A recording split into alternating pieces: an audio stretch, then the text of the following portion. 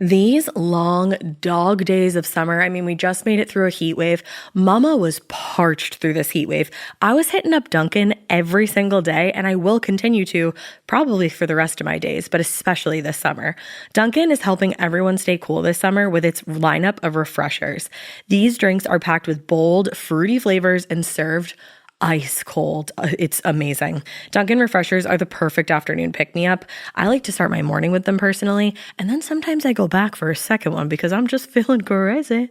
They come in a variety of delicious flavors, including fan favorites mango pineapple and strawberry dragon fruit. And then for a limited time, there's black cherry and there's pink pineapple. I'm going to tell you something right now, and it's a bold claim, let me tell you, but I stand behind it. Pink pineapple will change your life. It is so good. It has me feeling like I'm sitting in a pool, resort side, just living, honey. It's so yummy.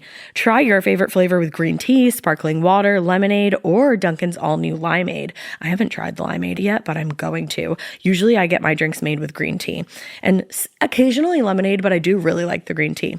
Or if you don't want to build your own, try one of Dunkin's curated refreshers like the Cherry Lime Ricky or the Ultimate Pink Daydream. The Cherry Lime Ricky, scrumptious. I could drink like 3 of these a day. They're so freaking yummy. Head to Dunkin' today and find your favorite refresher. Dunkin' refreshers contain less than 1% fruit juice. Limited time offer.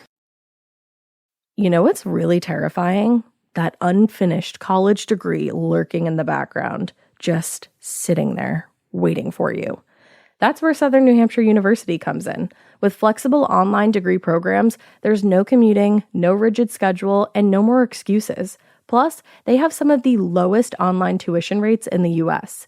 Visit snhu.edu/morbid to learn more before your degree becomes just another story about what could have been. Chilling crime cases are mysterious, but finding coverage shouldn't be. With the State Farm Personal Price Plan, you have options and can personalize your plan to help create an affordable price so you can get back to cracking all of life's bigger cases.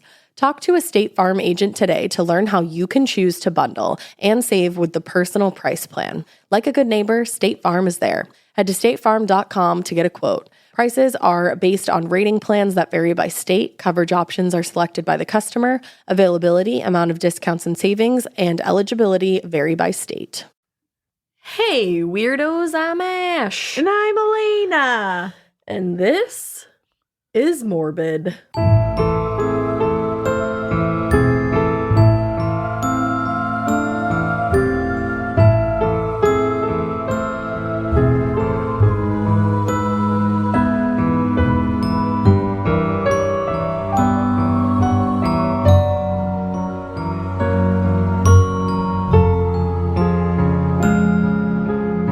From the sounds of it, it's morbid. Yeah, we were talking about this earlier. It's fucking crazy.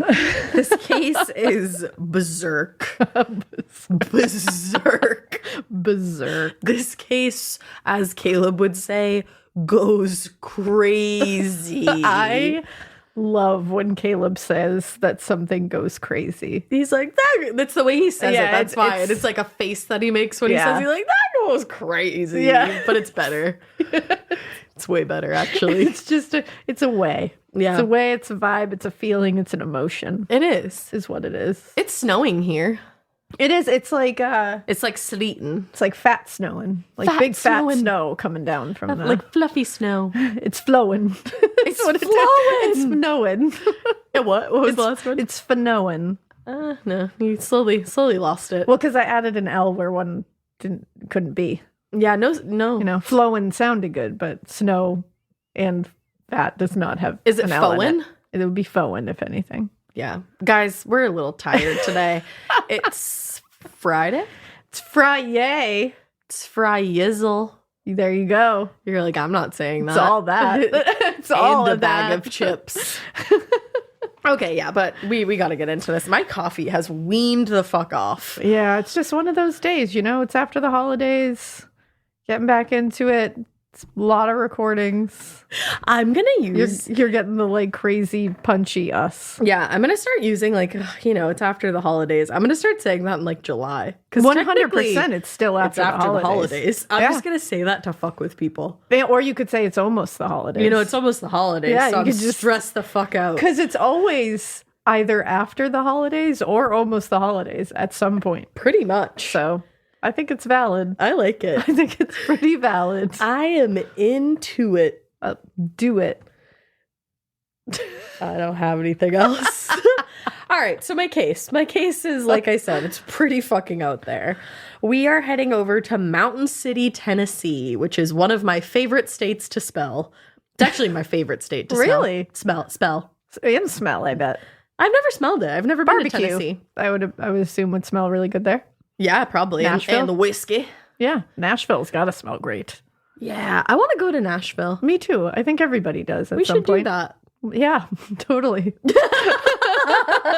let's just go to Nashville. I think I've said this on the podcast before, but I got to do a project about Tennessee once, and it made me happy. Like in school. Remember the state project? I do remember Mine was Tennessee, and ever since then I was like, I like Tennessee. Mine was Wisconsin. Boring. Yep. Sure was. Loses entire Wisconsin listener base. I love you guys. I did you proud. I'm just kidding. No, Wisconsin. Is there like cheese in Wisconsin? Yeah, cheese is a very big part of not boring at all. Yeah, I love cheese. So worked out for me. I love it there.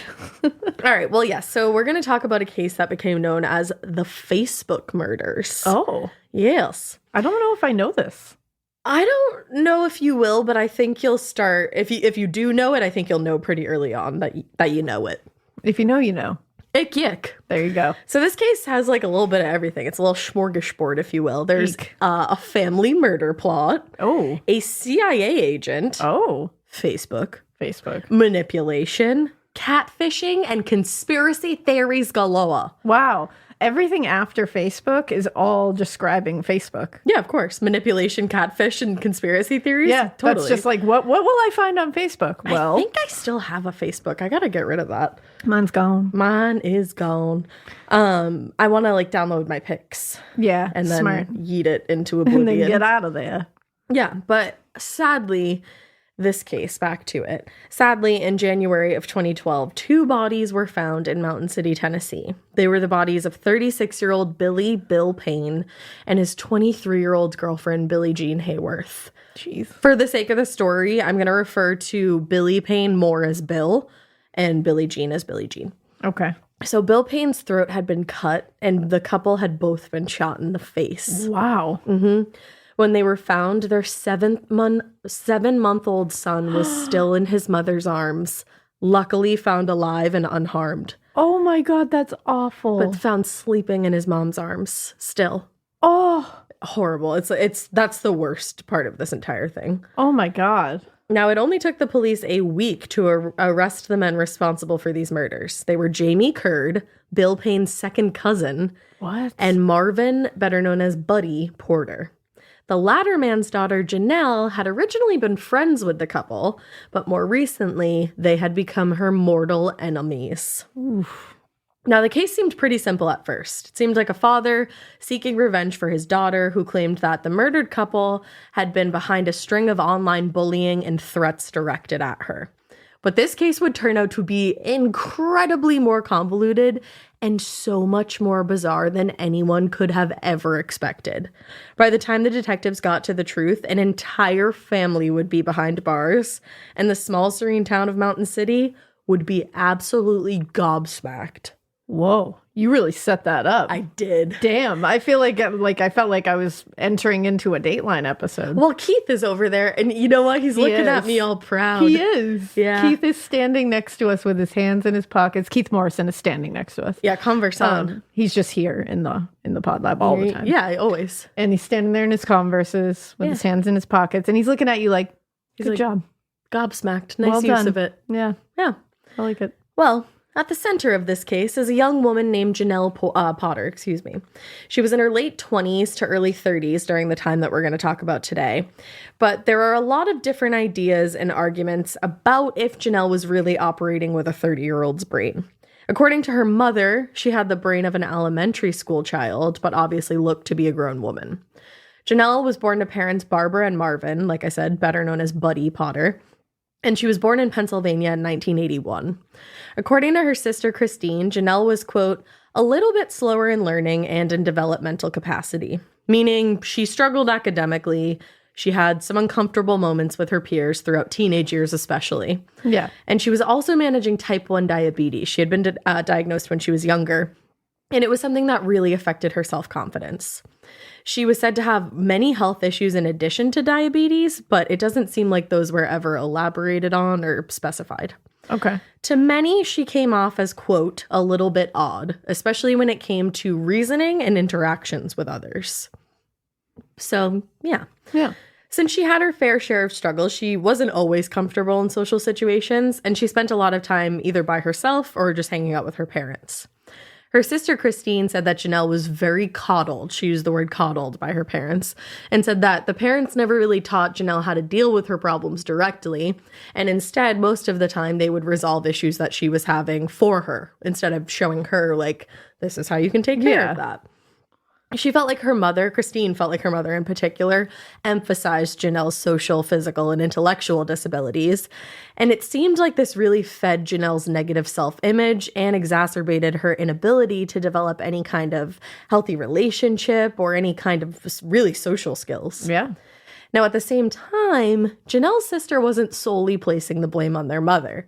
She also felt like Janelle knew how to manipulate her parents as well as other people into doing what she wanted them to do. And because Christine didn't really agree with most of what was going on and how it was being handled, it put a strain on her relationship with her family, especially Janelle. These two sisters did not get along at all. Okay.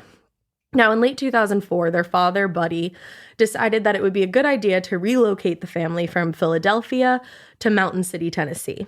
Christine and Janelle's relationship at this point had become so deteriorated that Christine actually decided not to go with her family. She ended up moving in with her grandmother, and at this time, she actually took out a restraining order on her sister due to her sister's harassing and threatening behavior. What? Yeah. I don't know if the move was like solely to help Janelle, like if her parents thought a change of scenery might help her struggles, or if it was like for various reasons, but it really didn't seem to help her in any way. She felt like it was even harder to make friends out in Mountain City, she said, because she wasn't born and raised there and that the people there didn't like outsiders. This was really also like around the boom of social media, so that became Janelle's like cocoon, if you will. Instead of having to go out and make friends and make connections face to face, she could log into the internet, craft any persona she wanted, and communicate to anybody, anywhere, from the comfort of her own home. Yeah, and that is the first step into why social media is terrible. Is a farce. Yeah. I like that word. So that was pretty much the only way Janelle communicated with the outside world until like 2009. Wow. Now, at some point in 2009, she ran out to the local Food Lion to pick up a prescription, and a woman named Tracy Greenwell was working there.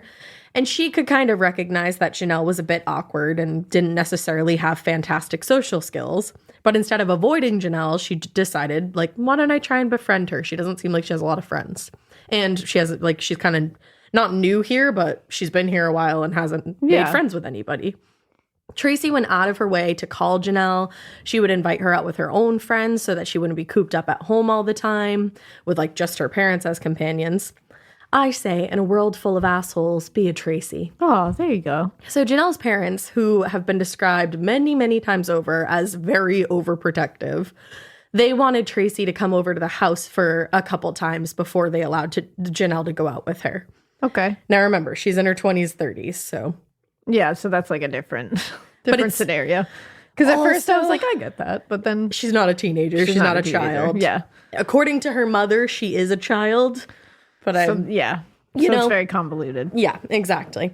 So once they were confident, though, that Tracy was good company, they did allow Janelle to go out with her. And it wasn't long before Janelle bonded with Tracy's group of friends. She was regularly hanging out with them. They took her rock climbing. There's like pictures of them hanging out together. It looked like they all had a great time. Yeah. Now, part of the friend group was Tracy's brother, Billie Payne. Janelle immediately took a liking to Billie, who, like I said, was also referred to as Bill. Whenever the group would go out, both Tracy and Bill Bill too went out of his way to include Janelle. He was like a good guy, just like his sister. The district attorney who would later become involved in this case, Dennis Brooks, felt like it was during this time that Janelle developed feelings for Bill Payne. Uh-oh. He, quote, included her in social occasions, like I said, going rock climbing or just hanging out. To someone like Janelle, who led such a boring and sheltered life, that must have seemed like something special. Yeah. That's what he said. That's well, a and quote. He's a nice guy. Exactly. Sounds like he's just like a very, very decent, very nice guy. The way he was described was a nice guy who had time for anyone. Oh, well, and of course, I'm looking at pictures, and he just has like a very kind face. He does. And both Billies do. I was going to say like, Billie Jean and Billie Payne. Their and baby's so cute. So the thing was, it wasn't long before Janelle's feelings turned into an obsession with Bill. Oh, no. Even though she kind of seemed to be able to hide it from her friend group for a little while, things would not remain that way. Eek. Now, like I said, even though Janelle was in her late 20s by this point in time, she'd never had any kind of romantic relationship or relationship at all with anybody before. And since she wasn't upfront about how she felt about Bill Payne, he didn't know, and neither did Tracy. So instead, the brother-sister duo thought it would be a great idea, actually, to set Janelle up with a great guy that they knew. Yeah. Their second cousin, Jamie Curd. Okay. Jamie had grown up in Mountain City, just like his cousins, and shared a lot of the same friends. He was a part of the larger friend group that Janelle was now in at this time. Okay. And Jamie and Bill also worked together at the Parkdale Mills. Okay. Jamie and Janelle hit it off instantly. But, like I said, Janelle's parents were very overprotective, so Janelle thought it would be a better idea if she kept this relationship a secret from them. At first, her and Jamie would just have, quote, 30 to 45-second phone calls with each other. And on one of those phone calls, Janelle mentioned to Jamie that her computer seemed to be having some kind of issue lately, like she couldn't get it to work. So he offered to come by and fix it. And he came to the house several times a week to keep working on this computer. And Janelle told her parents that she just knew him through a friend, or she made up some kind of story. Yeah. But the whole time he was fixing her computer, which took hours and hours, days and days, she would sit with him and they would just chat until he was finished for the day. Yeah. So they were, It sounds like a meet cute. Like a very cute, really, Yeah, it's a cute meet cute. Yeah, good meeting. Exactly. Now, once the computer was finally fixed, though, Janelle and Jamie needed a new way to keep in regular contact without being caught by Janelle's parents. So Jamie came up with the idea to get Janelle a separate prepaid cell phone that she would only use for calls to him. Janelle agreed. She was like, this is a great idea. And to add to the thrill of the secret, she, quote, instructed Jamie to hide the cell phone in a bush at the corner of her front yard where she could retrieve it. See, that just sounds like a girl, like a young woman who has been sheltered her whole life. This is very exciting. Yeah. And she's like, I'm going to live out my, book fantasy. Totally. Here by, leave it in the bush in the corner of the yard and I'll go get it. And she ends up being described as very into fantasy. It makes sense. Yeah. I see that. That excited her that she was like, ooh, I get to do this, little mission to go get it. I love that you caught that. Yeah, it's exactly what I thought of. Because it's this, clandestine thing. I get to go get it from the bush in the corner of you leave it for me. You know what I mean? And I'm sure she's seen a million fucking movies at this point and a million TV shows, and she's like, oh, I have to do it like this. Who doesn't want to be a book character? Who doesn't? I want to be a book character all the time. Yeah. You know?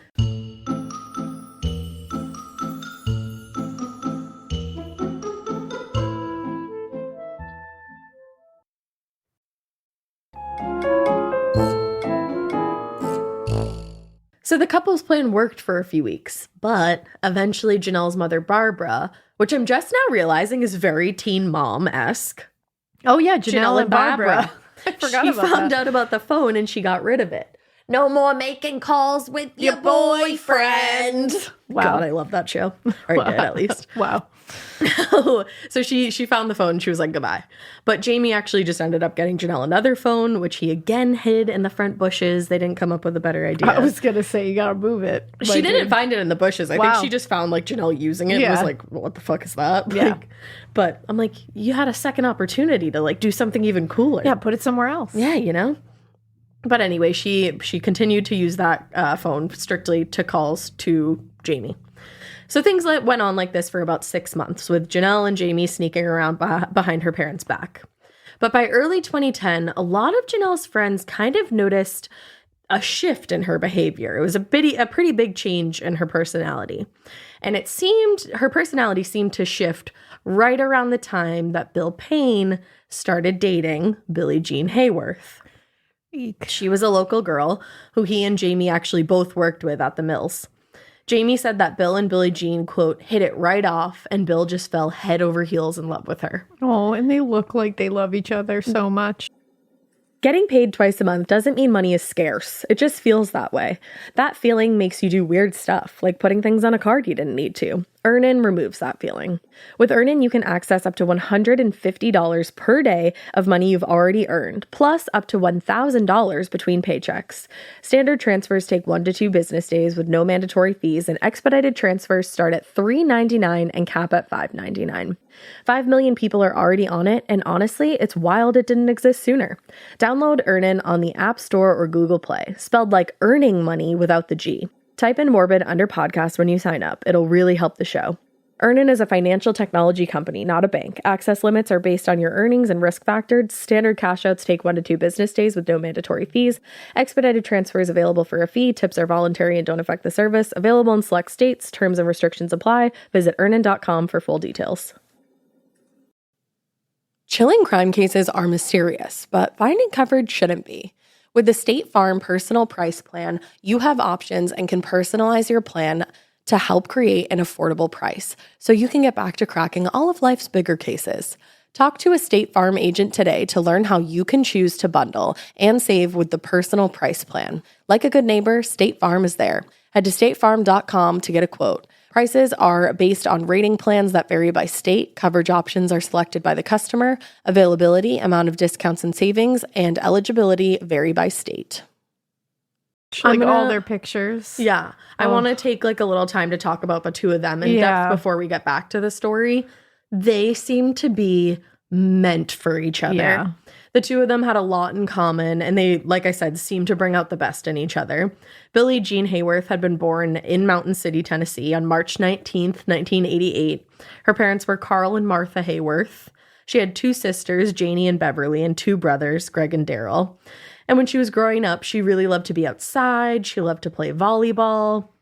And the older and older she got, especially when she was a young adult and kind of making her own money, one of the things that she loved to do was go to different like flea markets, yard sales, auctions, and just see what treasure she could find. She loved loved a good flea market flip. Oh, hell yeah. Which is one of my favorite shows. Now, Bill Payne had been born in Boone, North Carolina on July 10th, 1975 to parents Billie Ray Payne. He was named after his father. I love all the Billies here. I do too. I love it. And Beverly Duggar. His wife, his life, just like Billie Jean's, was average. He got along with his parents, got along with his siblings. He had the sister Tracy that we know about, and also a brother named Josh. Okay. And just like Billie Jean, he also grew up loving to go to the flea markets, the auctions, the yard sales. Only he had a thing for rare coins. Oh, that's like a really cute niche thing to love. Fucking cute is that? I like rare coins. Yeah, I loved collecting a rare coin. I love that. Or even just like looking at them. That's just like... Oh, actually, you know what? My brother JP used to collect rare coins. Yeah, I forgot about that, actually. Yeah, they're very niche things, but they're funny. That's adorable, JP. JP. Now, as he got older, Bill, he unfortunately suffered with an addiction to opioids, and he was also known at this time to sell drugs when things were bad.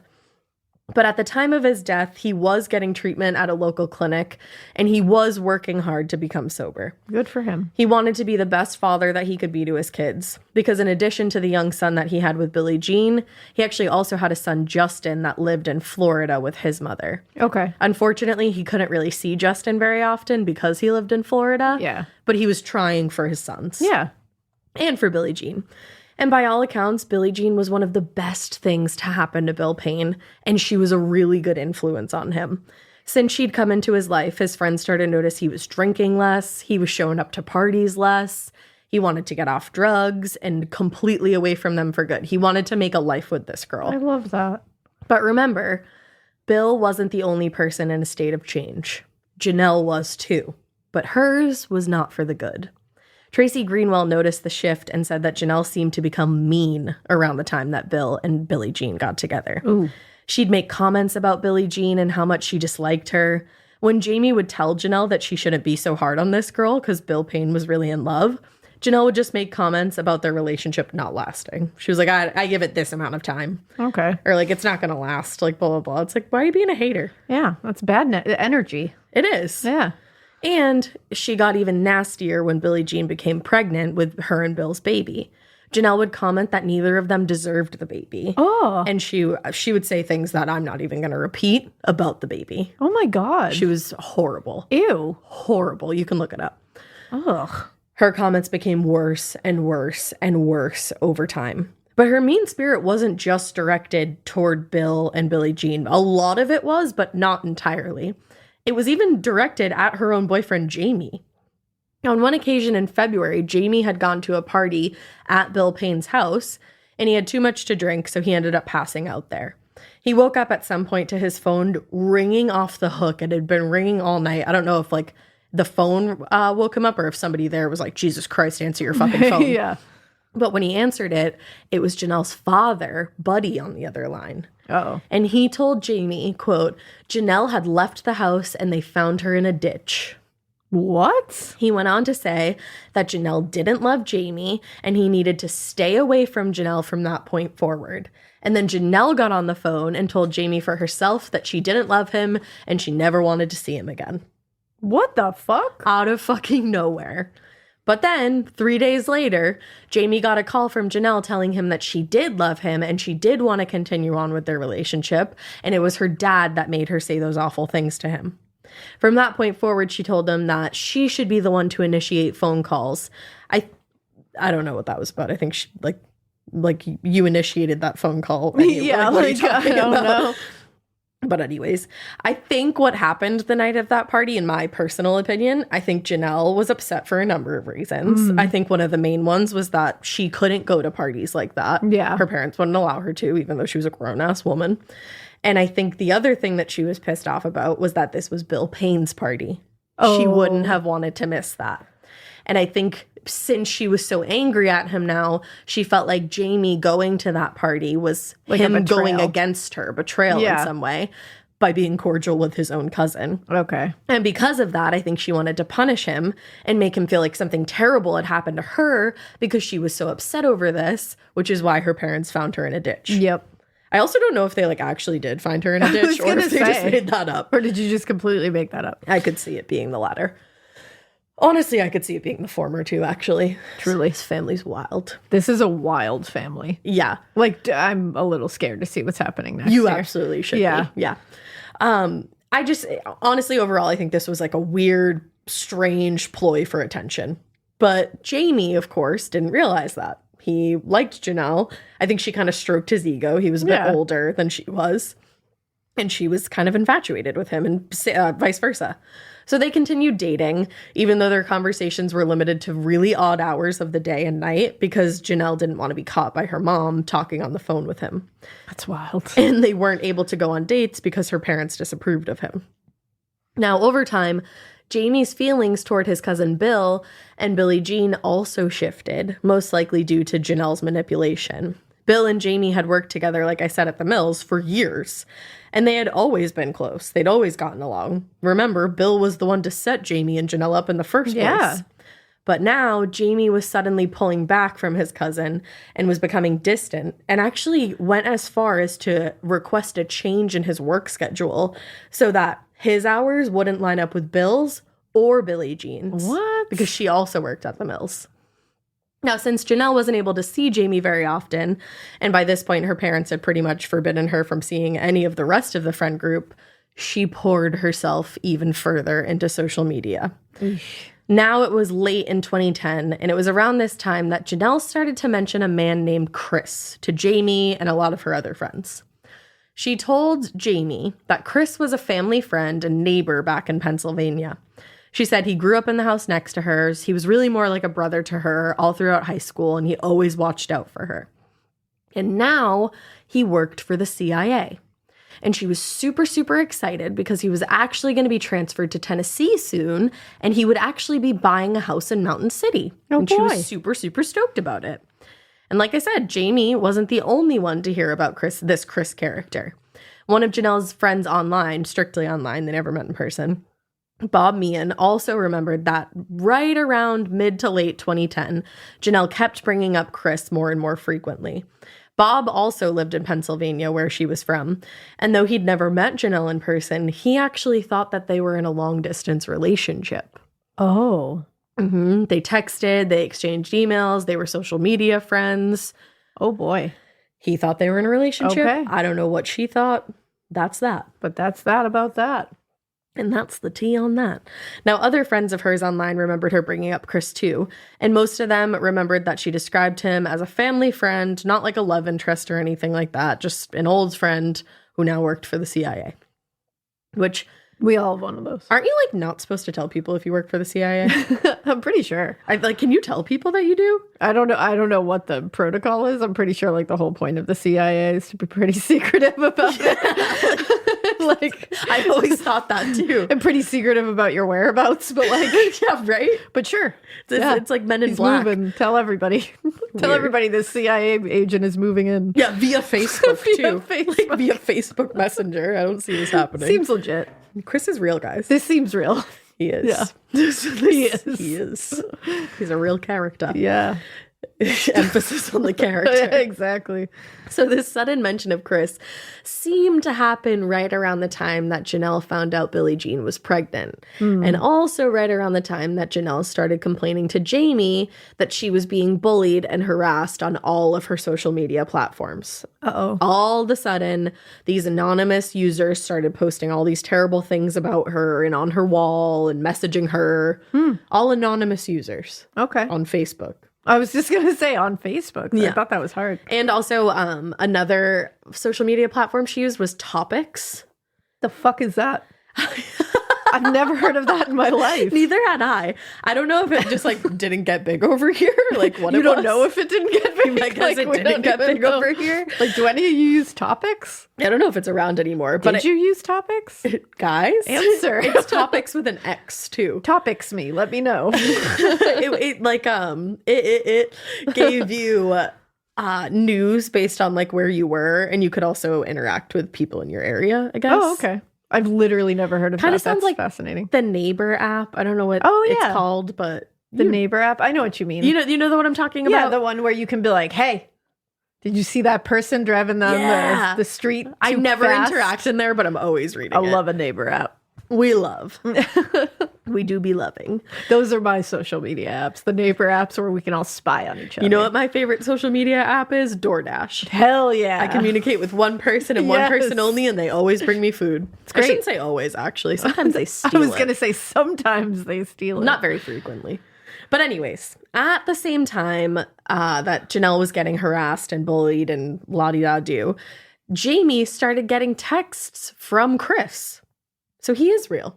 Oh. He's getting texts from him. Yeah, obviously. Yeah, you can't fake that. He's like, no, not at all. He's like, Janelle is getting bullied mercilessly, and it needed to stop. I'd be like, you're the CIA agent. You fix it. That's what he's saying. Yeah. So eventually, Chris started emailing Jamie, telling him more and more about the relentless online bullying and how he needed to put an end to it, being her boyfriend. But strangely, the emails were coming from Janelle's email account. They're coming from inside the house. They literally are coming from inside the house. Yeah. And when Jamie asked why that was, Chris told him that he had a phobia of phones and didn't like using them. Apparently, he was also against having his own email address as well. He has a phobia of phones? Like, sir, you work for the Central Intelligence Agency. I don't like answering a phone call. Like, a cold call is pretty... Don't ever fucking cold call me. It's a severe violation in my book. If we're friends and you cold call me, we're not friends anymore. A problem. But I would definitely not classify it as a phobia. I don't even know if there is a phobia. I don't know. I think you might have a phobia. I know, I really don't like texting. But even I don't say. No. Yeah, does anyone else get like... sorry, I'm going to take you off track just really quick because I just need to know. Does anyone else get severe anxiety about texting? And does anybody else prefer to answer text messages on their laptop? Yeah, I don't like typing on my phone. And then I I get anxious when I get text messages and then I don't answer them right away because I am who I am. And that's all and then I am. Keep thinking about it and days go by and I go, oh no, I'm a week past this text message that I didn't answer. And then I get more anxiety. And then I just, I hate it. It's the one thing that I get a lot of anxiety about. You're waiting on a text back from Alaina. It's coming. Why. It's coming. I'm just real anxious about it, okay? It's coming up. Yeah. She's just really anxious. She'll get back to you soon. Oh. Yeah, that's my theme song. People are like, is this a Listener Tales episode? What the fuck? Like, no. But yeah, I just had to throw that out there. No, I feel that. If you feel that way as well, you're not alone. Well, Chris felt that way. He said, no phones. Chris scared feels of them. that way. Yep. The CIA doesn't make us use them. Nope. It's also like, okay, you can have a phobia of phones, but where the fuck is your email address? Well, that's the thing. Can't you have one? You have not explained all of this, sir. I have no idea. But Jamie would later say that he could tell the difference between an email or a text that came from Chris because Chris was way more intense than Janelle.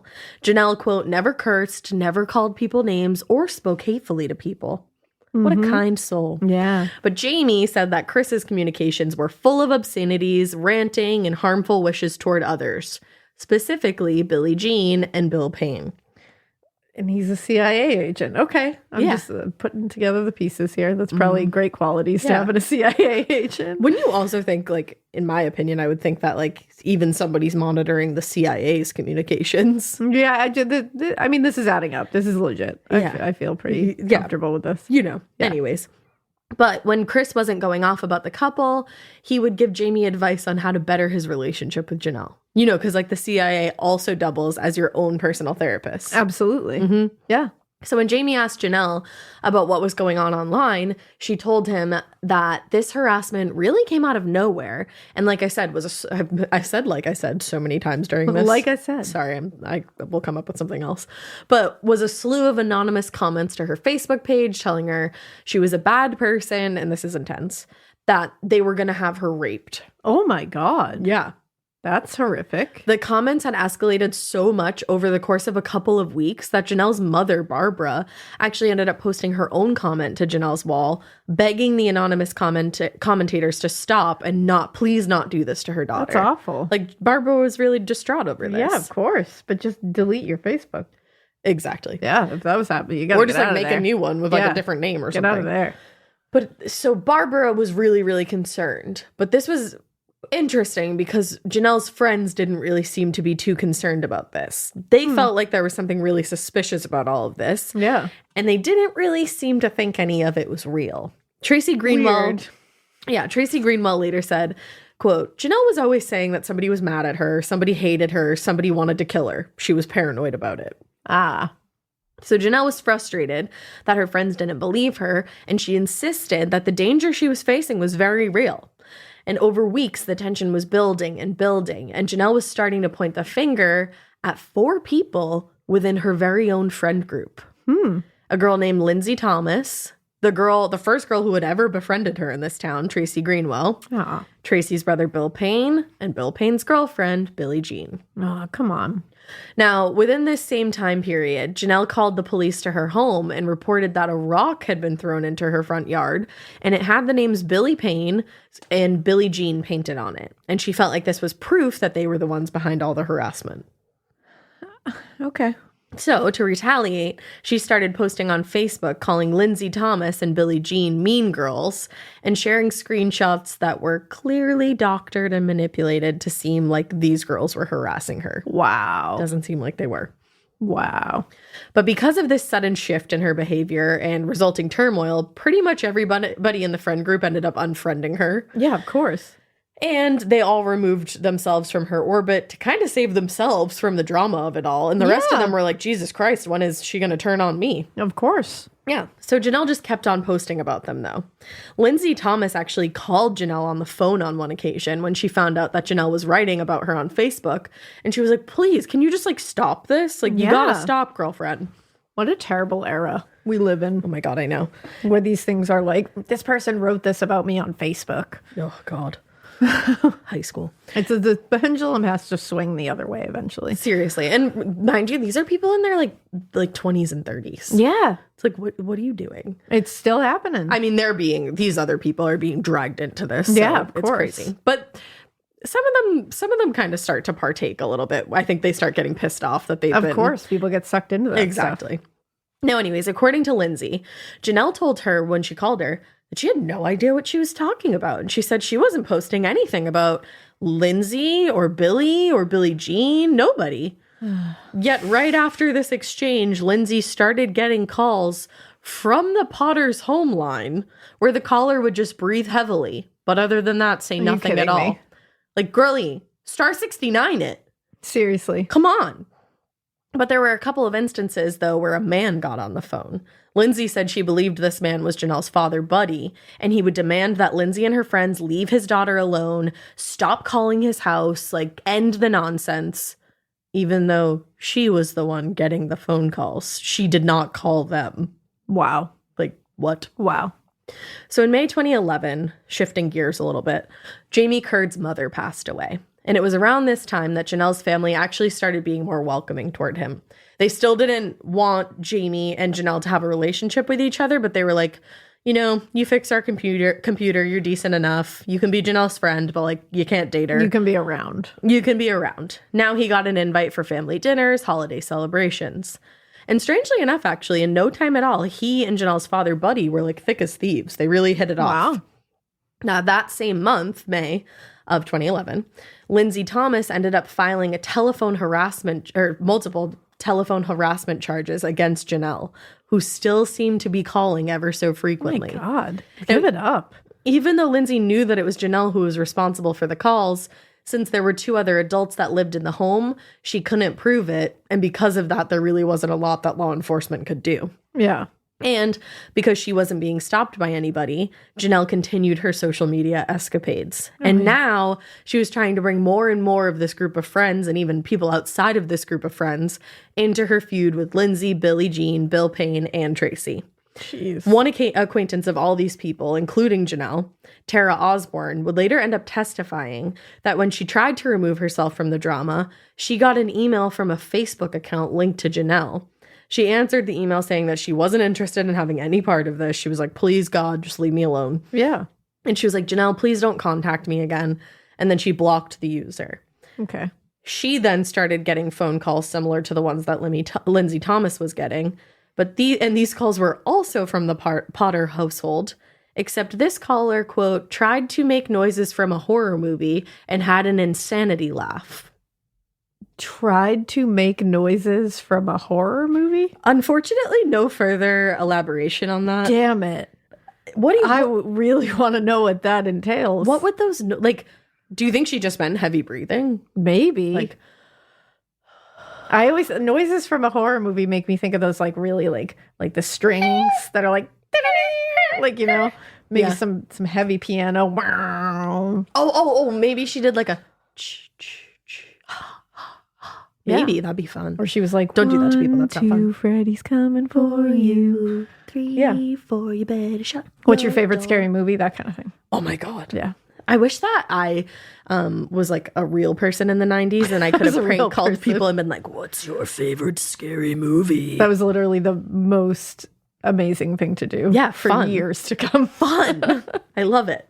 But yeah, I don't know. I don't know. Also an insanity laugh. I don't really know what that is. Insanity laugh either. Yeah, I don't know. I just hear the Wicked Witch. Yeah, like a cackle. Yeah. Mm-hmm. Well, anyways, Osborne also tried to file telephone harassment charges against Janelle, but a clerical error caused her case to be dismissed. Okay. Yeah. Love those clerical errors. Yeah, I don't know. Now, while everybody was getting more and more concerned about the situation that Janelle was creating for them, Janelle's CIA buddy, Chris, he was getting pissed the fuck off about the way she was being treated. And now Janelle's parents were hearing about Chris too. And anytime Jamie Curd would come over, he and Janelle's parents would talk about the latest ongoings in the feud and how concerned they were about their sweet, precious Janelle. Janelle's mother, Barbara, commented to Jamie that Chris was, quote, angry and firing back at Thomas and Hayworth with emails. And it was like a war. Yeah. Neither of Janelle's parents really understood what was going on, probably because they were getting skewed information from Janelle. Yeah. And really, they just wanted all of this to stop. They were like, what the fuck is going on? And like, where did this come from? Seriously. The drama was affecting Janelle's behavior with them, too. And it just felt like a constant barrage of negativity coming at them from all angles. Yeah. So this seems to be the tipping point in the story. According to Jamie, Buddy Potter talked a lot about his, quote, missions in other countries during his time in the CIA. Yes, you heard that right. Chris was not the only secret agent in this town, baby. What? Buddy Potter also claimed to have worked for the agency. Huh. Uh-huh. Huh. Mm-hmm. Okay. Yeah. Okay. That's that, really. That's the that on that. That's so, the that. There you go. But Jamie knew that Buddy Potter was also an avid gun collector. Not only were there tons and tons and tons of guns in the home, but Buddy Potter kept 2 strapped to him at all times. Okay. He would have one in a shoulder harness and another in a holster that he kept strapped around his ankle. There's actually a picture that I saw of him and Barbara gardening together, and he has a gun strapped on him and a sling of ammunition. Oh yeah, I saw that, and they're gardening. They're just gardening. I saw that picture. And he is fucking stacked. Yeah, he's packing. He's packing. That's what it is. Stacked? Stacked? I don't know. Packed? Whacked? Like, what's going on? I am but a little innocent girl. Like, I don't know how to say it. I'm like, he has guns. I don't know how to say it. There was guns everywhere in this house. He actually had to carry like an oxygen tank around with him. He had like some medical problems of his own. And there was ammunition slung around his oxygen tank.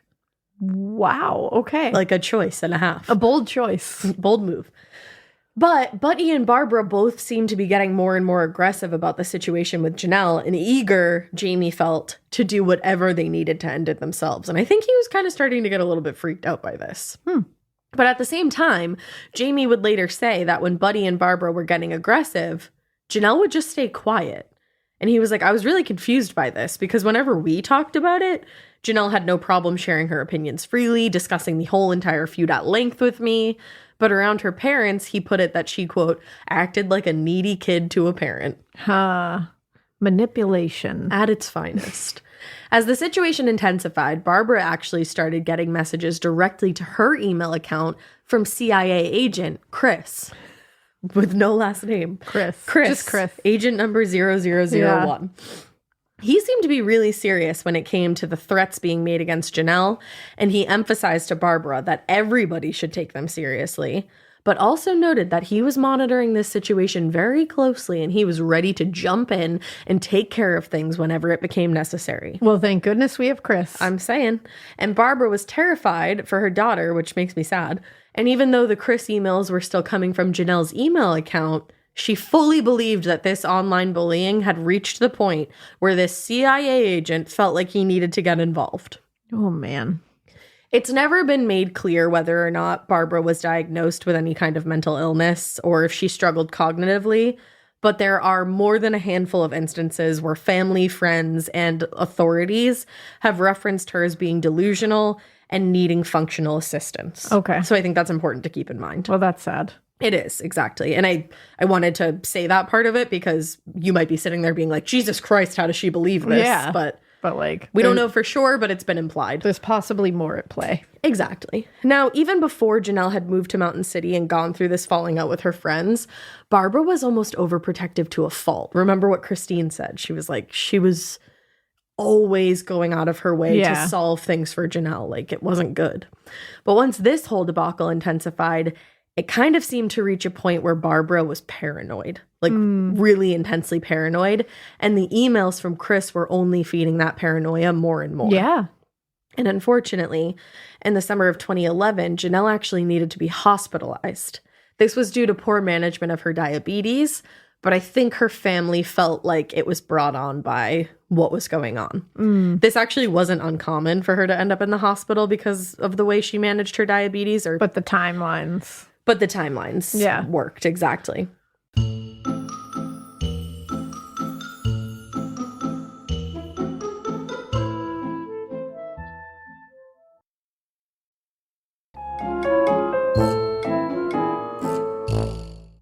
Now, while Janelle was hospitalized, the number of emails from CIA agent Chris to Jamie and Barbara reached a new level. There were tons and tons of emails being received daily, almost like he got like a week off from work or something. Wow.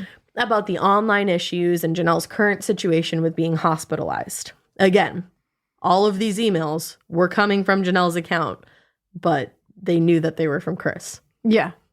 One from Chris to Jamie read, quote, I hope Janelle don't think about killing herself. And Jamie responded saying, I think that if it wasn't for us, she might have thought about it. Didn't say it, but I can tell she has just took all she can from these motherfuckers. They won't let up and they're crazy. Hell, I don't know why they have to do this. I don't know. Their life has to such at the point that they see this as a sick joke or something. Dumb bastards. And here's the thing. If like, just stop being on social media. The end. Like, you're grown adults. Yeah. Just interact in life and cut those people out of your life if you want. Just like go play a video game if you really have to. Like, that's the thing. Go on Club Penguin. Like, nobody needs to like, because even if she was being bullied, it's like you don't need to stand for that. You can just go whoop. This part of the show is brought to you by Anua, the Korean skincare brand known for scientific, gentle, yet effective formulations. The latest from Anua is the Retinol Collagen Gua Sha Cream, a firming cream with a gua sha-shaped tip built right in. Have you guys heard of gua sha? It's that viral massage tool that moves fluid and tension out of your face. Less puffiness, a snatched jawline, honey, more definition in your face. Retinol firms and reduces fine lines, and collagen keeps your skin plump and structured. This cream has both of those things, arguably the most optimal combo for that snatched, lifted look all in one step. I am obsessed with the Gua Sha cream. First of all, it feels so cool to the touch. When you put that on your face, it's just like, this is lovely. It's like a little spa treatment that you can give yourself. I like to do mine at night after I get out of the shower. I rub the cream on my face with the little gua sha. I'm sculpting that jawline, honey. I got it on the cheekbones. And actually, I had a facial the other day, and the lady doing my facial, the professional, she said, do you use a gua sha at home? And I said, I do. And I said, how did you know that? And she said, I didn't have those little like bumps in my chin or like different areas like that. So she could tell that I was using the gua sha. And I said, oh my God. I just feel like I wake up less puffy in the morning when I do it the night before. But you can do it whenever you want to. I, 10 out of 10, recommend this product. The Anua Gua Sha Cream value set is available at anua.com, already discounted. Use code MORBID for an extra 10% off. That's ANUA.com, code MORBID. The Sherwin-Williams summer sale is here. Get 30% off select paints and stains or 35% off their newest product, Emerald Symmetry, July 17th through the 27th. Whether you're looking to refresh your interior or your exterior, they've got the colors to bring your vision to life. And with delivery, getting everything to your door is easier than ever. Shop online or visit your neighborhood Sherwin-Williams store. Retail sales only. Some exclusions apply. See store for details. Delivery available on qualifying orders. Yep, Delete. Turn it off. Yeah, exactly. Bye. Get a Unplug Neopet. the computer. Get a fucking Neopet. Like, what the fuck? I'm saying. Well, anyways, Chris wrote back, seemingly trying to comfort Jamie and telling him that he wasn't alone in the fight against Janelle's bullies. Chris was here for Jamie. And he even said that he had Lindsay Thomas under 24/7 surveillance at this time and that he had shot her back glass out of her car. Which, like, I don't know if the CIA, like, shoots people's cars for you if you're being bullied online. I've never had that experience. I've never had a friend who had that experience. But this is an interesting use of the CIA's time and resources. One might say. That's what I'll say. One might say. Interesting. Now, I don't think that actually happened, to be honest. I don't either. Like, I don't know how. I don't know if anybody followed up on that. If anybody drove by her car or if they just took Chris's word for it. They took Chris's word many, many times over. It seems like they lived for Chris's word. They did. His word and his word alone. They lived and died by Chris's word. But to be honest, even though there were pending telephone harassment charges and from time to time rebuttal posts on Facebook from the people that Janelle was pointing the finger at, they were all just going on with their lives and doing the best they could to avoid the drama and avoid Jamie and Janelle. They were like, I can't. This would be so scary that someone had focused on you like that, and you're like, I just want to live my life and like without you in it. Like, please just go away. When you never bullied them in the first place. As we all know at this point, I'm thinking, this came from pure jealousy on Janelle's part to Billie Jean. Yeah. Because Janelle had feelings for Bill Payne. She never did anything about it, but because she liked him, she felt like Billie Jean was in the wrong for dating him. And it's like, he's allowed to not like you, to not be attracted to you. He might have even been at some point in time, but she never expressed those feelings. But also, he's allowed to not be attracted to you. Yeah, exactly. You can just be friends. He doesn't have to like you just because you're a woman. Right. Like, Jesus. Not everyone is attracted to everyone. Exactly. You find people hot that I'm like, I don't think so, and vice versa. Yeah. You know, it's like everybody has a different type. Exactly. It's ridiculous. It's freaking ridiculous. It's freaking ridiculous. But everybody's trying to move on with this. Yeah. And Tracy Greenwell, Bill Payne, Billie Jean, and Lindsay Thomas were really specifically trying to rid themselves of this situation. But at that same time, Chris was making sure that Jamie Curd, Buddy, and Barbara Potter were heavily immersed in this. Ugh. It was consuming their lives at this point. What a way to live. Consuming their lives. Sounds like a fucking nightmare. It is. Now, in late October of 2011, Lindsay Thomas actually, her telephone harassment case against Janelle went to court. And unfortunately was dismissed pretty quickly because, again, there wasn't a lot of proof. I was going to say, those things are so hard to prove, too. Exactly.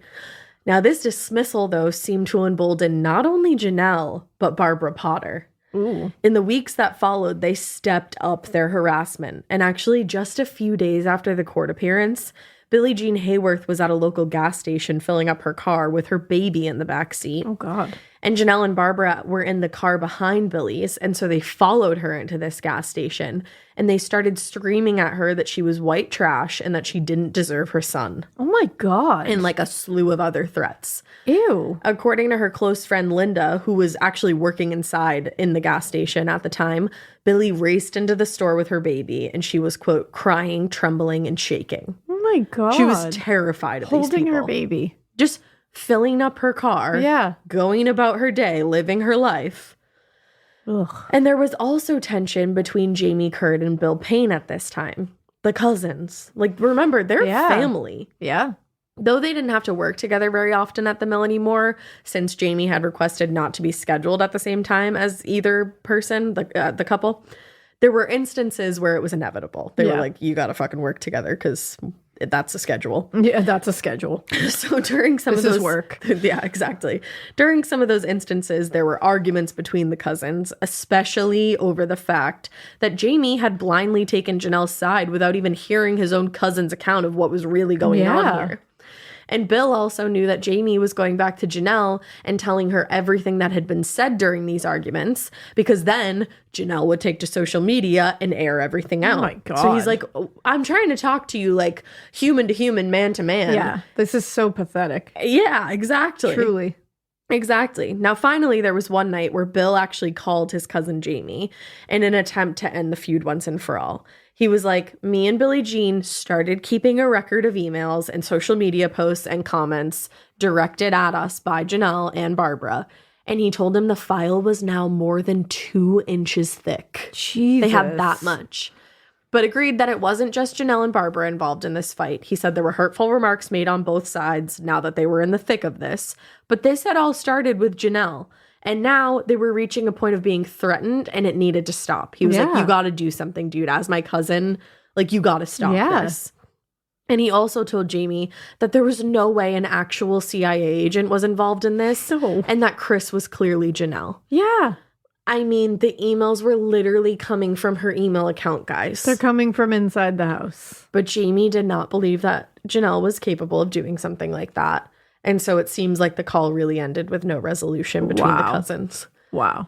And as the virtual feud was making its way into the real world, the tone of Chris's emails to Barbara Potter was getting graphic and dire. He kept urging her that if she didn't stop all of this soon, then, quote, all of this crap might kill her daughter. He told Barbara that he was ready and willing to kill Billie Jean Hayworth and Bill Payne and anybody else who posed a serious threat to Janelle. And Chris also kept mentioning that he wished Buddy Potter still had his ID from his days in the CIA because then they would be able to work together to, quote, neutralize this threat. Wow. As if the CIA wouldn't have a record of everyone who ever worked for them. Yeah. It's like, what? Yeah. So as Barbara, Buddy, and Jamie were dragged further and further into this strange fantasy-turned conspiracy that Janelle and this Chris character had created, Janelle was still posting under fake names across several social media platforms. She was constantly calling Lindsay Thomas and Billie Jean Hayworth mean whores, saying that they should be punished, and making vaguely threatening comments toward the entire group that she considered to be her bullies. Chris actually started using Janelle's Facebook account during this time as well, and really amped up in the last months of 2011. In a post from December 14th, 2011, quote, Chris posted a status on Janelle's account saying, to Bill Payne, Billie Jean Hayworth, Lindsay Thomas, and Tara, and Brad Osborne, and etc. Please leave, L-E-V-E, Janelle alone and stop with the harassment and stop trying to run her life. Look at your own lives and work on that. BC, you are all just a bunch of white trash, no good, ugly people that love to hurt others. Well, you need to think of this. Take care of your kids, Billie and Billie Jean. And Lindy, get off your meth drugs and stop going after my sister and my family. Thank you. Or you can just go jump off a mountain, MTN, for all I care. You all need to get out of my sister's life. You know, CIA things. That's very CIA. Very much CIA. Every CIA. A lot of very professional. Yes. So these posts were commented on over and over again by Barbara, who started calling Chris her son at this point. Chris had started calling Janelle his sister. So she was like, all right, well, he's my son then. Ooh, there's a lot going on here. There's a lot of untreated mental illness, in my own personal opinion. Yeah. But pretty much all of these posts just had a slew of comments from Barbara, Chris, and Janelle. They were all talking to each other back and forth. And now Chris was saying that there were not only threats to Janelle's life, but to Buddy and Barbara's as well. He had found evidence that people were after them now. I don't even know what's happening right now. Like, this is wild. Wild.com. Now, by the new year, 2012, Buddy believed that Janelle's former friends were working on plans to, quote, take Janelle and cut her head off and then kill him and his wife. Because that's what Chris had said he found. He found these threats. God. So on the evening of January 30th, 2012, Barbara called Jamie Curd and asked if he would stop by the house to take a look at their computer. While Jamie was alone with Buddy, Buddy asked if Jamie would, quote, do him a favor. He wanted Jamie to take him down to Bill Payne's house and, quote, let him out and go down the road and come pick him up. Okay. Jamie would later say that Buddy wasn't being very specific about why he wanted to go out to Bill's house that night. So he left and went back to his own home. He was like, I don't know about this. But very early the next morning, like first couple hours of the morning of January 31st, 2012, Jamie missed a call from the Potter household. And then he got a text from Janelle saying that Buddy was on his way to his house, Jamie's house. Mm-hmm. When Buddy got there, they drove in Buddy's car to a church parking lot near the Payne house. And Bill shared the house with not only Billie Jean and their son, but his father as well. Now, Jamie and Buddy waited in the car until they saw Pa Bill, which is Bill Payne Sr., until they saw him leave for work. Then they got out of the car, walked through a small field that was adjacent to the Payne household. Jamie later said that he explicitly told Buddy as they were crossing this field that he couldn't kill anybody, but Buddy told him all he needed to do was stand at the door while Buddy himself went in. But if that was the case, then why did Buddy provide Jamie with a gun? Oof. Now, when they reached the front door, they found it unlocked, and both men entered the home. Jamie stood by the front door, he said, this is Jamie's account, and waited while Buddy Potter went to the first bedroom. Jamie would later testify that he heard Bill Payne yell, what the hell? And then he saw Billie Jean run out of the room down the hall. Jamie then heard a gunshot and saw Buddy Porter exit the room where he had clearly just shot Bill Payne.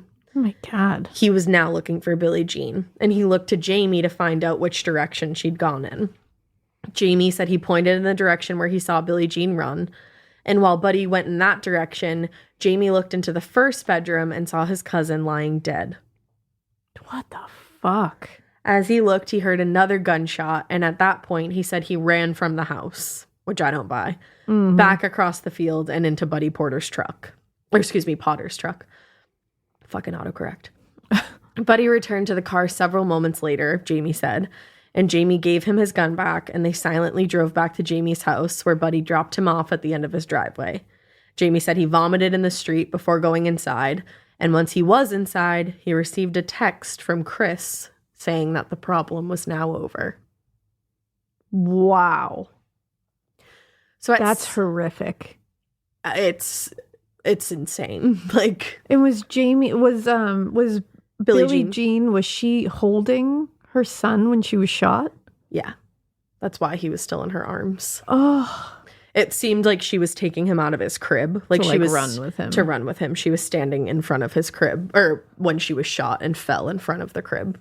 Oh, and luckily, somehow the baby wasn't harmed. And he was just sleeping? Just sleeping when they found him.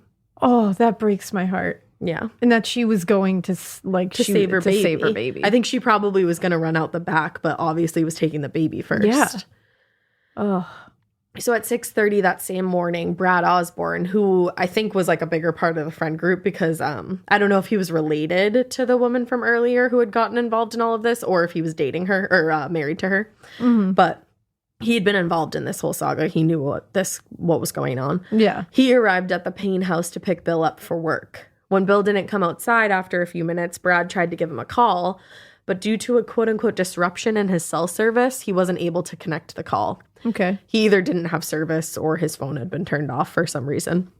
He didn't want to leave without Bill, though. He was like, let me go in and see what's up. And he decided to go inside and check on his friend. So he entered the home through a sliding glass door at the rear of the house because he knew that door was usually left unlocked. And once he got inside, he said he heard an alarm clock going off over and over again. But when he called out to Bill, he got no response. He used the house phone to call Bill's cell phone again, but he couldn't hear it ringing. So he was like, I don't really know what to do here. I don't think he wanted to venture more into the home because I think maybe he felt like he was doing something wrong by being there. So he called a couple more times, didn't hear anything, so he decided to leave. Oh. Now, around 10 a.m., just a few hours later, the Payne's old neighbor, Roy Stevens, stopped by the house to pick up some mail that they'd been holding for him. And he noticed that both cars were still in the driveway. And he was like, that's kind of weird. Like, they should be at work, or at least one of them should be. Yeah. And he knocked on the door and got no response, though. And he's like, all right, well, that's even weirder. Both cars are here. Why is nobody answering the door? Yeah. And he also knew that the Paynes usually left that back sliding glass door unlocked. So he went around back to get in that way. Once he was inside, he called out, telling whoever was home that he was there, but he got no response. He thought this was weird, so he walked down the hall to the front bedroom. He poked his head inside, and he saw Bill lying on the bed. There was blood pooling around his head, and his throat had actually been cut open. Oh, my God. Mm-hmm. Roy ran out of the house and told his wife, who had come along for the ride, what was going on and urged her to call 911. But his wife, Linda, was CPR certified, and he wasn't sure whether Bill was still alive or not. Yeah. He couldn't tell. How would you know? Exactly. So Linda tried to perform CPR, but she found Bill to be, quote, very stiff and ice cold. Oh. So she knew CPR wasn't going to do anything. Yeah. And she picked up the house phone to call 911. As Linda was on the phone with the 911 operator, Roy heard a noise coming from the end of the hall. I think it was the baby. Oh. He followed the noise and found Billie Jean lying on the floor in front of her son's crib with the baby still in her arms. Oh, that just kills me. Luckily, like I said, unharmed.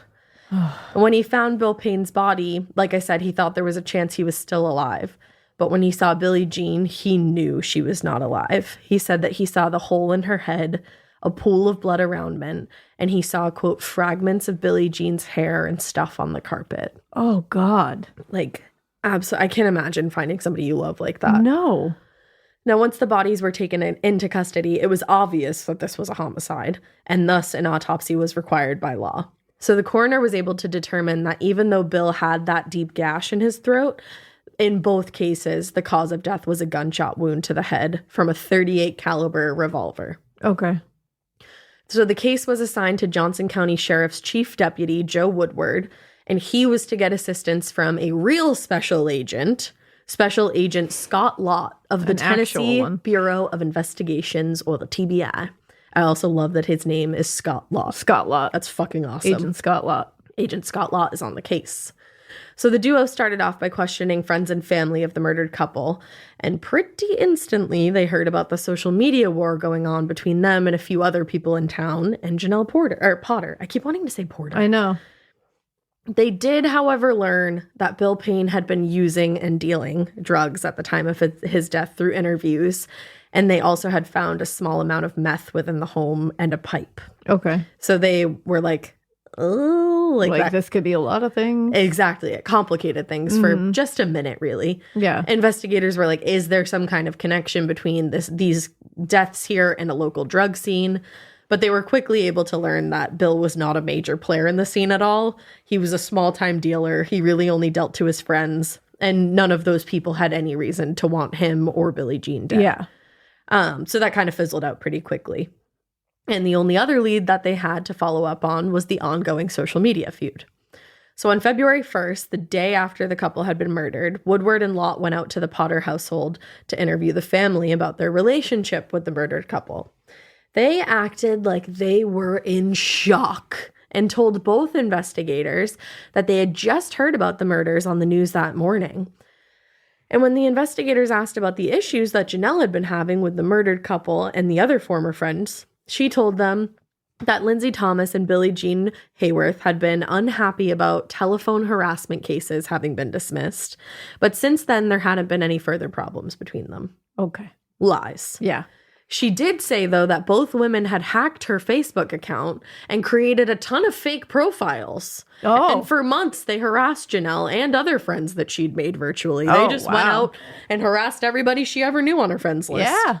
It's like weird that happened on your IP address. That's wild. If it was them. Woodward and Lott asked why the other members of the group would say that actually she was the one doing the harassing. And she told them, quote, No, I'm not that mean. I just tell people to leave me alone. And she said she thought the women were jealous of her because she was too pretty. Janelle said this? About herself. Okay. Which is like, that's great that you have a good self-image, like you've got confidence, but that's not it. Also, like, we're talking about a murdered woman here, and you think she was jealous of you because you're too pretty. Like, let's come back down to earth. I was just gonna say, come on down to earth, friend. Exactly. Like, sure, you're pretty, but okay. Like, what? So she said she also felt like they didn't accept her because she hadn't been born and raised in Mountain City, and they didn't like outsiders. That was her excuse for everything that had ever happened to her in Mountain City. It was everybody else in Mountain City's fault, not hers. Of course. Because they didn't like outsiders. Meanwhile, they seemed to be pretty fucking welcoming. Yeah, it seemed like it. Tracy went out of her way to introduce Janelle to her entire friend group. Yeah. They introduced her to her boyfriend. Yeah, exactly. Jeez. But she explained that no matter how much she begged them to stop, they just wouldn't. They terrorized her. They told her they were going to kill her parents. They said they were going to rape her. And they repeatedly told her that they hoped she would die on these fake accounts. And Buddy and Barbara sat alongside their daughter and confirmed everything she'd told them. They added that there had been people shooting at the house recently, throwing rocks in the yard with weird names printed on them. And that one day when Janelle was home alone, somebody had come by and kicked in the garage door. Oh. Yeah. Crazy. Look at that. Crazy. So you crazy girl. You crazy girl. The more and more they heard, the stranger this all sounded. This is an agent for the Bureau of Investigations. And he's like, what the fuck? He's like, I don't think so. And what stood out as particularly strange to Agent Lott in particular was that Janelle seemed to be minimizing Jamie Curd's involvement. He was like, I thought he was a bigger part of this whole friend group. Like, so why? And he didn't know that Jamie Curd was Janelle's boyfriend, but he suspected it. Because Janelle actually, remember, her parents still didn't know they were dating. Yeah, because they're just supposed to be friends. She denied that she and Jamie were romantically involved. And she seemed to be steering any questions they had about him in the opposite direction. Like anytime they asked about Jamie, she danced around it. Okay. And it's like, why are you trying so hard not to talk about Jamie? She was like, nope, we're just friends. And sometimes he comes by to help the computer. The end. Okay. She was going out of her way to talk about anything and anyone other than Jamie, which only made investigators want to talk to him even more. Yeah, of course. It was a horrible idea. So the first interview they had with Jamie was 2 days after this. It was a pretty unproductive meeting other than the fact that he agreed to take a polygraph test. Other than that, he claimed he knew nothing about the murders. He really didn't have anything to say.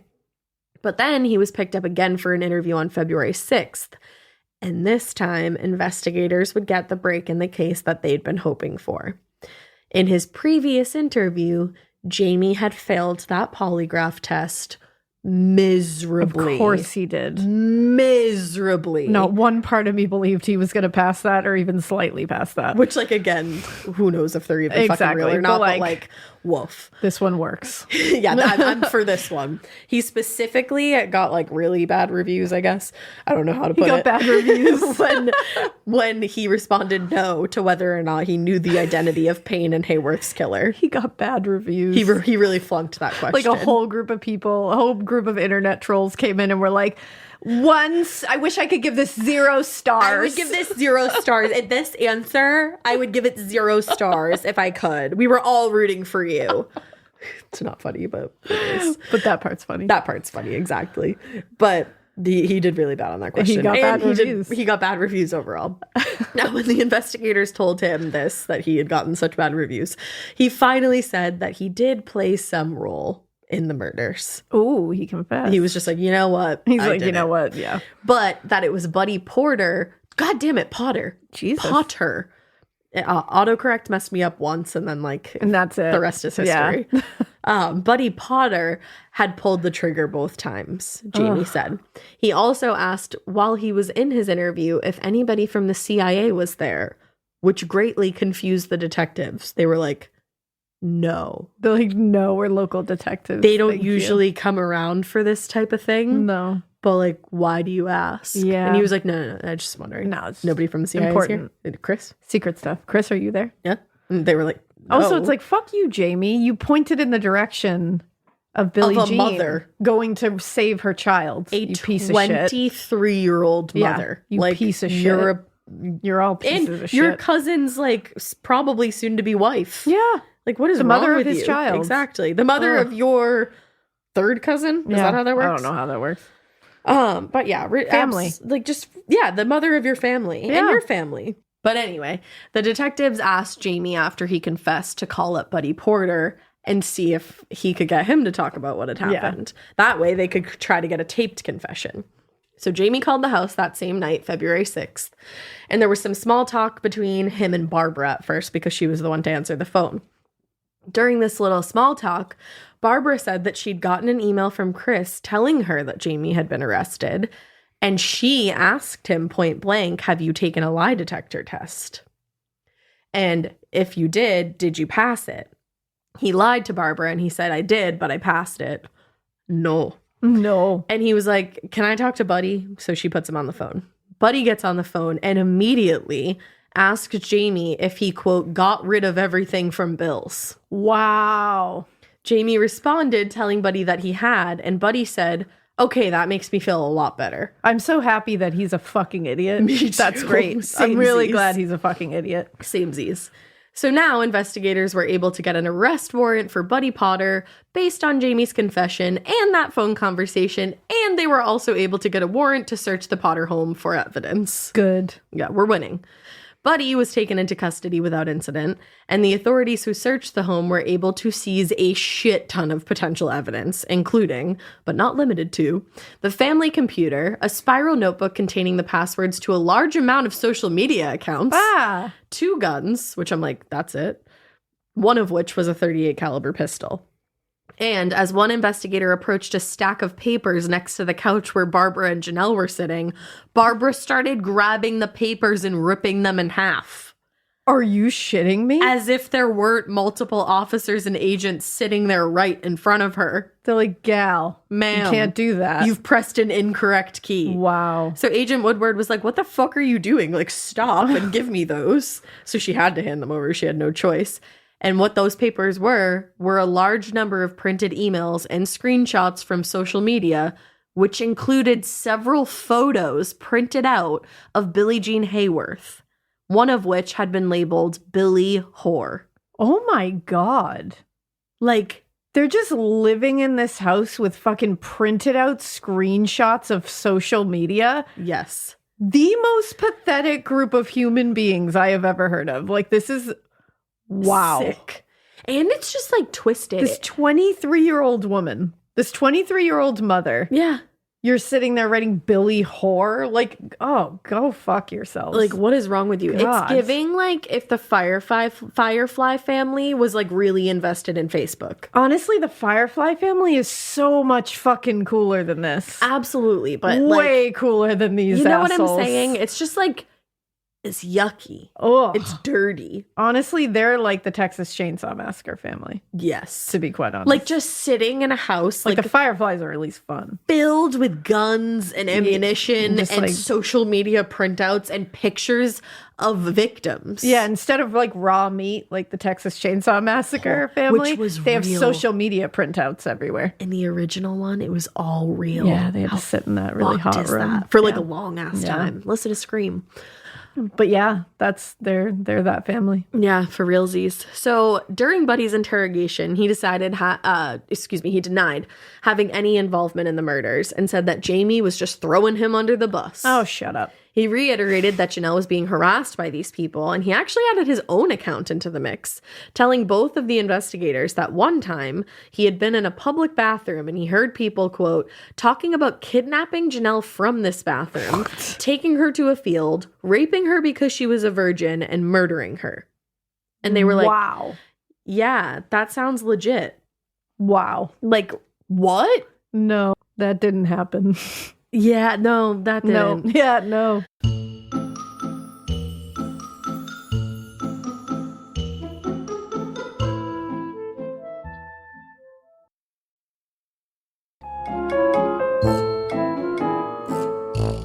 So Woodward and Lott then shifted the conversation because they were like, I don't really know where to go from here. I guess we'll turn all the lights down now.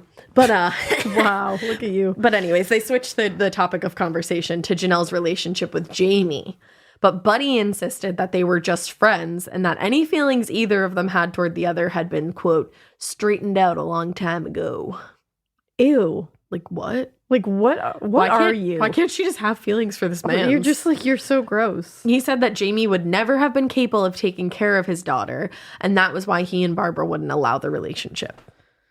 Man. It's weird. So Buddy's interview went on for hours. He repeatedly denied having any involvement in the murders. He said he knew Bill Payne was a drug dealer and that this whole thing was probably a drug deal gone bad.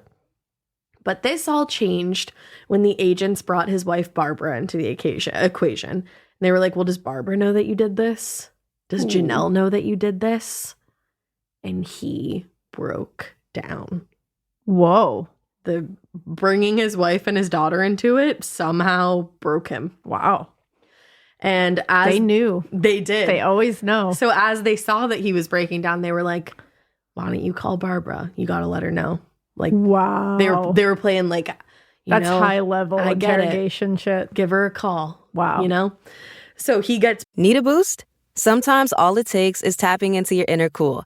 Icebreaker's gum helps you unleash the confidence within. Each chew releases a rush of icy flavor powered by cooling flavor crystals, sending a wave of refreshment to reinvigorate all your senses. Icebreaker's convenient pack fits everywhere, from car cup holders to backpack pockets, so you can find your cool wherever you go. Grab Icebreaker's gum online or at a store near you. Getting scared is one thing. Getting a thrill is, well, you want more of those in your life. The Genesis GV70 is built to thrill, baby. A thrilling yet elegant design always makes driving the GV70 an exciting adventure. Its powerful athletic stance screams performance and turns heads. Everybody's looking at you, girl, or boy, or whoever. Command the road and experience a class-leading standard 300 horsepower. Oh my God. Plus, discover the different dynamic drive modes for all different terrains. Choose between the different terrain modes for whatever road conditions you may encounter. The Genesis GV70's award-winning technology and performance lets you drive with comfort and drive with confidence all at the same time. It's an exciting SUV with intuitive tech that can make your ride smooth even when the road isn't. And its blind spot cameras allow you to see what's next to you. It's like having eyes on the side of your head. That's pretty iconic.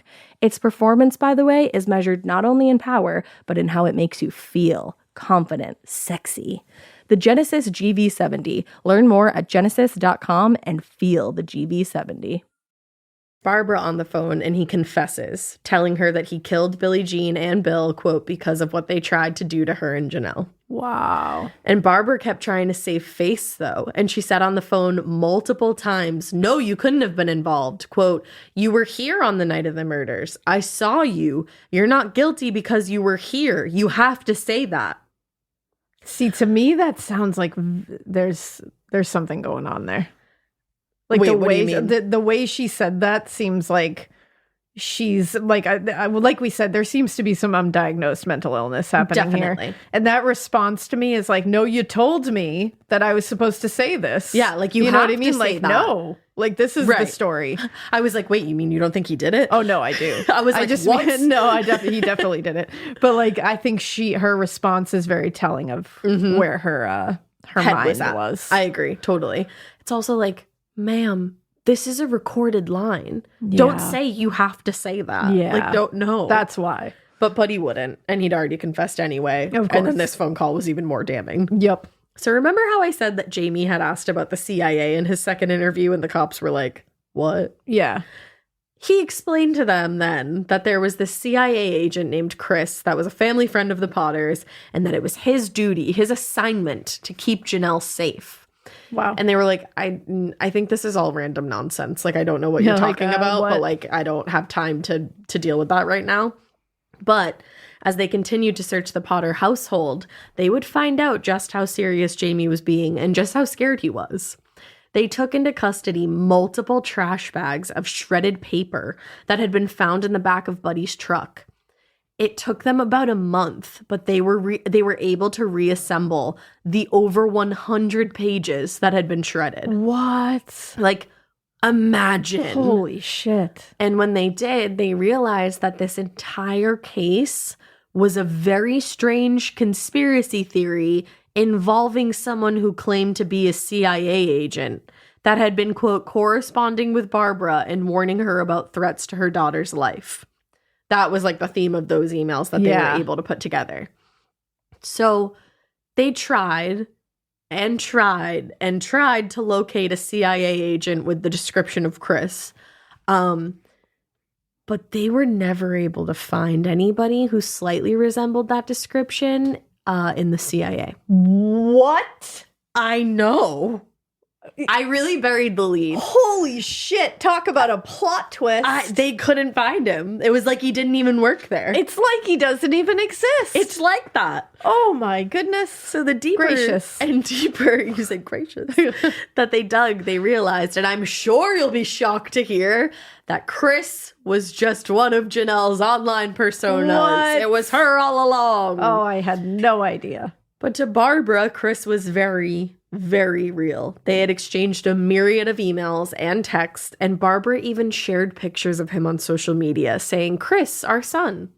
Oh, that's very sick. What's even sicker, what's even more fucked up, is that those pictures were of a man named Chris. A guy that Janelle had gone to high school with.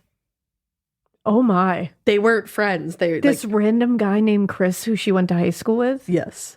Can you imagine being Chris? He ended up being called to testify in this case. Oh my God, poor Chris. I know. Oh, that sucks. I would be so fucking angry. I would be pissed. I'd and that's be why raging. everybody should go delete Facebook right now. Yeah, go delete your Facebook. Fuck that. Can you imagine? She just took them off of his account. Oh my God, I would be irate. I would be on that stand being like, I'm gonna fucking kill everybody. Because are you kidding me? And then they're like, okay, do you have any connection to her? And he was like, no, we went to high school together. Oh, that sucks. It doesn't even seem like they were friends in high school. Oh, that sucks. Yeah. Poor Chris. Poor Chris. Wow. So once investigators reassembled the shredded communications and looked at them with more context, DA Dennis Brooks developed his own theory about the origins of this Chris character. He said, quote, social media allowed Janelle Potter to be somebody that she wasn't. She invented Chris so that she could be as hateful as she wanted to be. Yep. And Chris had entered the picture right around the time that Billie Jean and Bill Payne started dating, and it was clear reading through the communications that this man was not a CIA agent. Yeah. He focused on how pretty and sweet Janelle was, not at all your typical behavior. No. And then they realized that all of the communications from Chris and anyone he spoke with, whether it be through mail, social media, or text, all came from Janelle's accounts. The fact that was just overlooked. Even it was her just phone number. Come on. Like when these people were getting texts from Chris, it was coming from Janelle's phone. Yeah. Her call's phone coming number. from within the house. It always is. Also, when they compared Chris's writing with Janelle's, it was identical. Yeah. She had a very specific style of writing. She often made spelling mistakes and grammar mistakes. And coincidentally, Chris made those exact same ones. Particularly, like she spelled worry, Worrie. Oh, and so did Chris. Those are very specific. Like there's a few others that I didn't end up writing down, specific. but like they're all very specific. Yeah. And it's very specific words. There's a few more I wish I'd written them down. But yeah. Yeah. So Buddy Porter and Jamie Curd were indicted for the murders, and while some Mountain City citizens were shocked, many who worked in law enforcement or law administration were not at all shocked by this. Really? They had become familiar with Janelle and her parents throughout the years that they'd lived in Mountain City. The mayor, Mike Reese, put it this way to the press. Once you've crossed Janelle, you've crossed her father too. Ooh.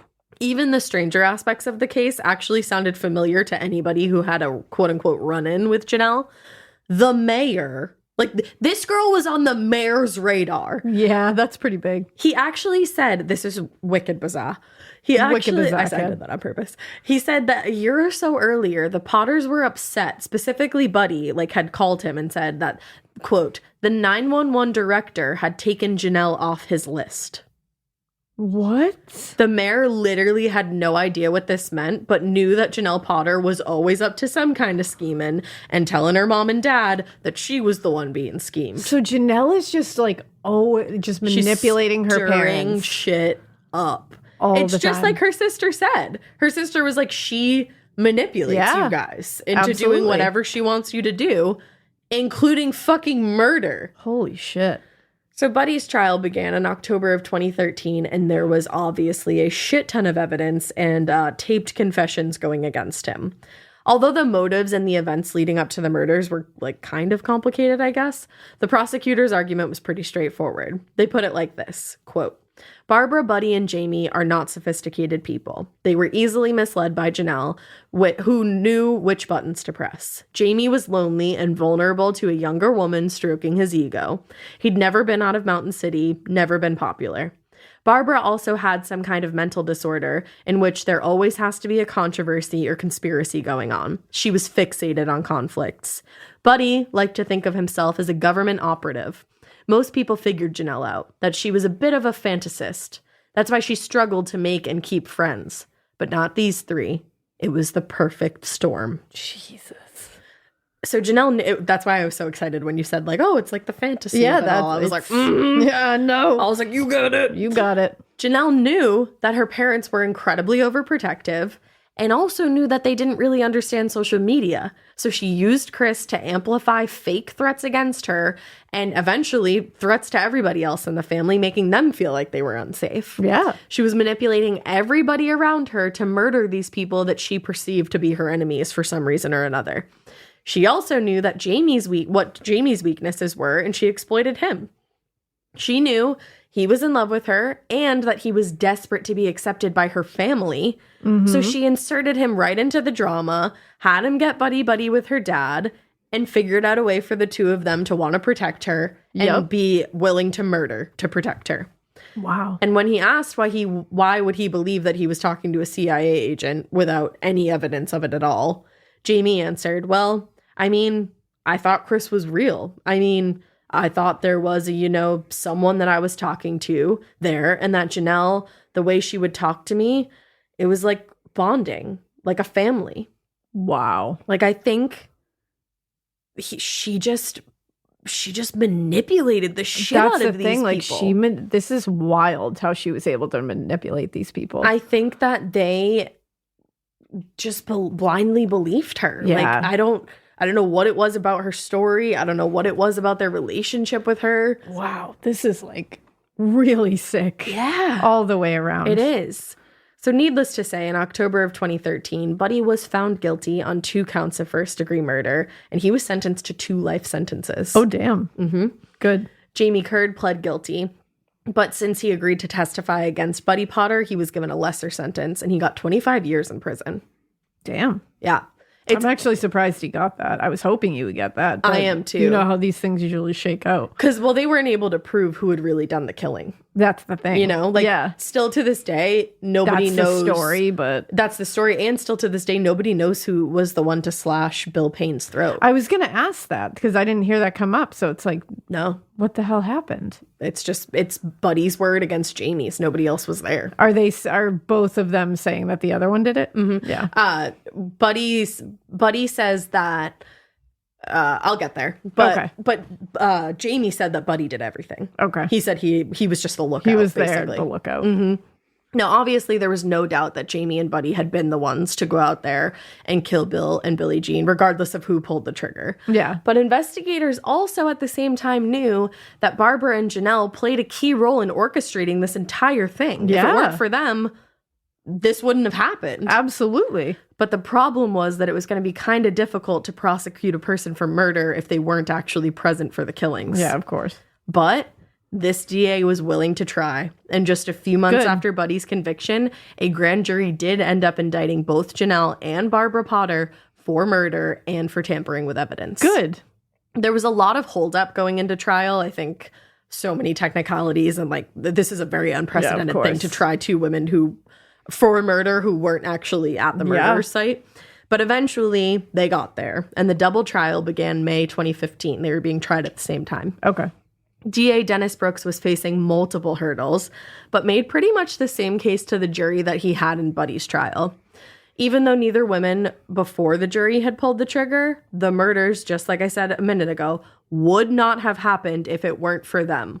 The way that the DA put it to ABC News, Janelle kind of spurred it, and Barbara got it to happen. Yeah. Now, the evidence presented to the jury was damning, to say the least.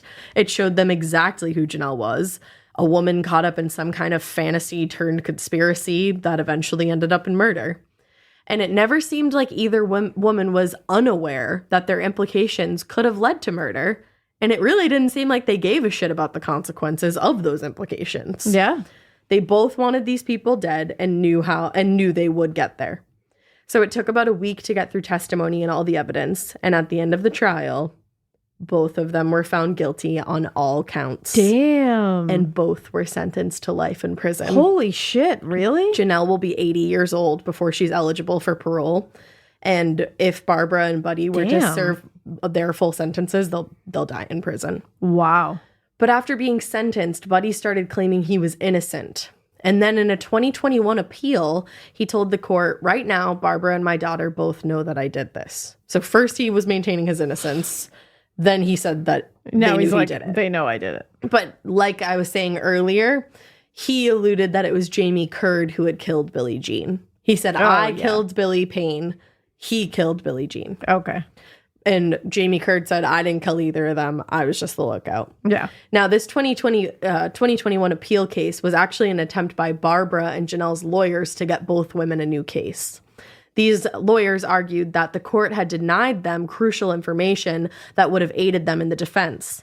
But the appeal ended up being dismissed and the verdict was upheld because neither lawyer could actually produce any evidence of that crucial information. Yeah. I fucking love when people can't back up their arguments. That's my favorite thing ever. Unfortunately, my favorite thing is when somebody's like, no, like this. You did this. You did this. And then you're like, okay, can you just like show me a piece of thing that says that? And they're like, no, I can't. No. It's like, why'd you even bring that up? Exactly. Because before you were dumb, but like now you look dumb. Right. So like now I've proved that you're dumb. Now I've proved you're dumb. So that's what's not good for you. That's what's proven here. Redonkulous. So unfortunately, though, the court did find evidence supporting a claim made by Barbara that since she was tried in the same trial as her daughter, there was a conflict of interest that may have impacted her sole case.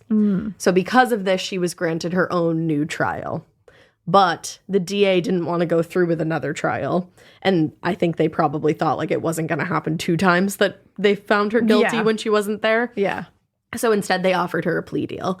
If she pleaded guilty to 2 counts of facilitation of first-degree murder, she would get a lesser sentence. Okay. She took the deal, and she was resentenced to 25 years in prison. Wow. With a requirement that 30% of the time be served before she's eligible for parole. Wow. Since she had already served 8 years at this point, she will be eligible for parole this year, 2023. Oh, shit. And that is the story, the tragic story of the Facebook murders. Wow.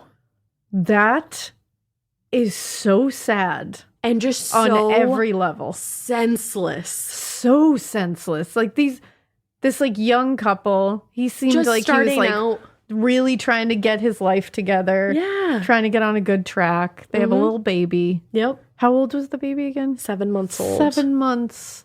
We'll never know his parents. No. Oh, and finding out later the trauma of what happened. Oh my God. And that you were asleep in her arms. Like that's like Dexter.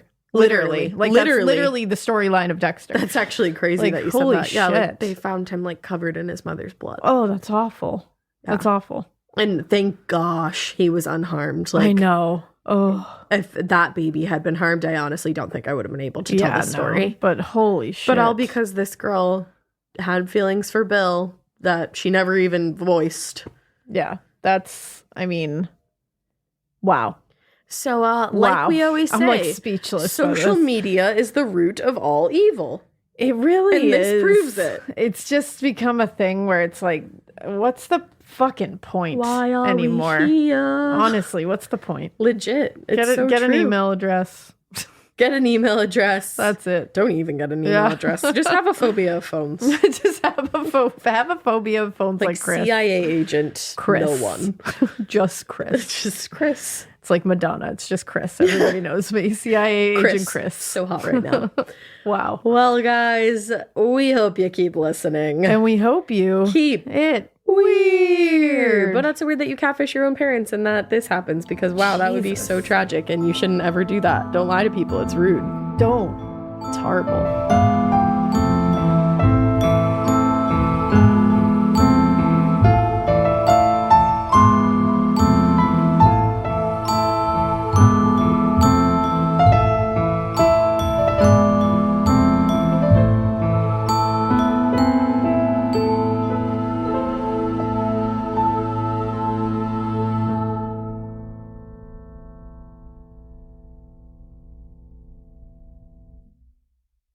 Talk about regrets. We all know someone who's been in a car accident and said, I don't need to call a lawyer, only to regret it after their pain and damages were worse than expected. When someone hurts you, you deserve to be compensated fairly. Morgan & Morgan is America's largest injury law firm, fighting for the people for over 35 years. Injured? Visit forthepeople.com/podcast. That's forthepeople.com/podcast. Their fee is free unless they win. Traditional home security only alerts you after a break-in, and that's too late. Simply Safe is changing that. Stop. This is Simply Safe. Police are on the way. We don't just alert, we stop crime before it starts. Simply Safe, plan starting around $1 a day. Save 50% on your new system with professional monitoring at simplysafe.com/SXM or with promo code SXM. Outdoor deterrence requires a Simply Safe Active Guard outdoor protection plan starting at $49.99 a month. Visit simplysafe.com/licenses for alarm license information. Tennessee 2012.